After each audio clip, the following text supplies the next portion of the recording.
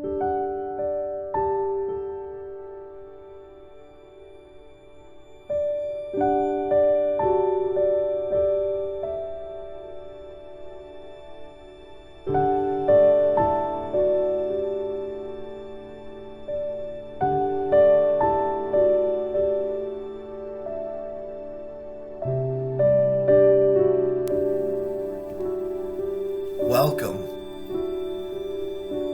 to a year of eternal love. ACIM Workbook for Students, Lesson 53. We're still in review. We're going to only be reviewing 5 lessons we have done together this far, and it's going to cover a lesson 11 through 15. Today we will review the following. Lesson 11. My meaningless thoughts are showing me a meaningless world.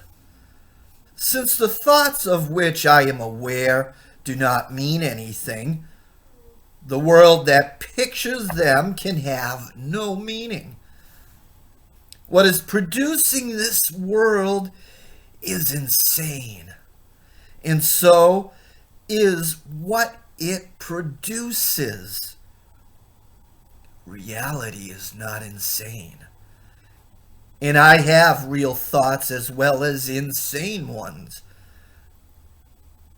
I can therefore see a real world if I look to my real thoughts as my guide for seeing. Lesson 12. I am upset because I see a meaningless world. Insane thoughts are upsetting. They produce a world in which there is no order anywhere. Only chaos rules a world that presents and represents chaotic thinking. And chaos has no laws.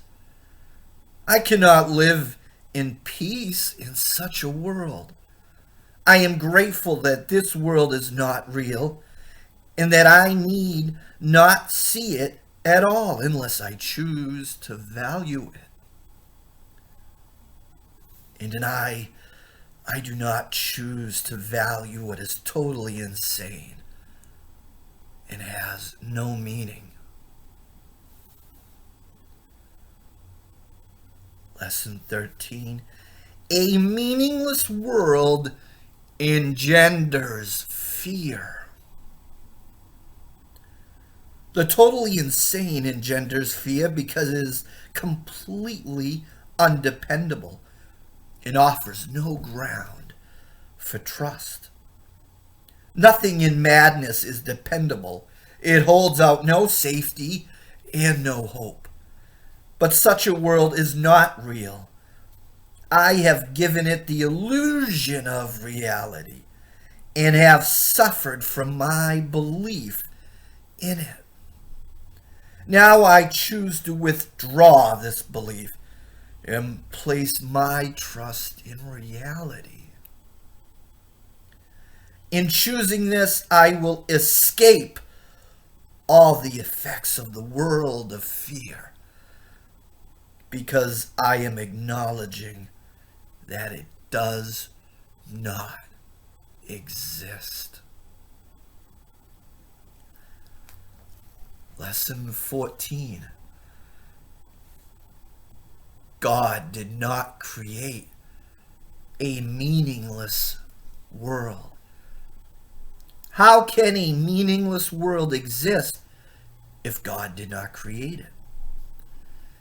He is the source of all meaning, and everything that is real is in his mind. It is in my mind too, because he created it with me. Why should I continue to suffer from the effects of my own insane thoughts when the perfection of creation is my home? Let me remember the power of my decision and recognize where I really abide. In lesson 15, my thoughts are images that I have made. Whatever I see reflects my thoughts. It is my thoughts that tell me where I am and what I am.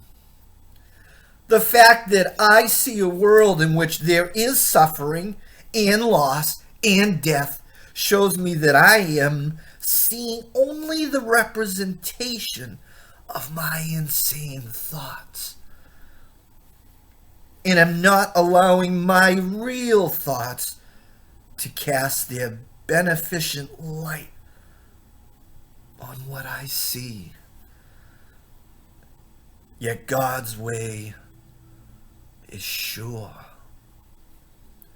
The images I have made cannot prevail against him, because it is not my will that they do so. My will is his, and I will place no other gods before him. And for these insights, reviewing lesson 11 through 15 like we just did, some are going to be more meaningful to you, and so concentrate on them. But what they are reminding us, and this is as told to us with the voice of Jesus, which is the Holy Spirit. The inner guide, the inner teacher is reminding us that our meaningless thoughts are showing us a meaningless world. That God did not create a meaningless world, because sometimes when our ego is running amok, we can't understand why all this destruction is happening around us. Why would a God allow all of this to happen to others, to me? Well, he did not create that.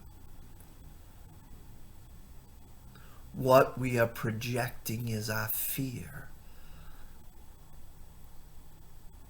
all based from the split mind of our ego, of a fear-based thought system, of a voice inside us that has been controlling the wheel this far. Is why we have a course. It's why we have a workbook for students.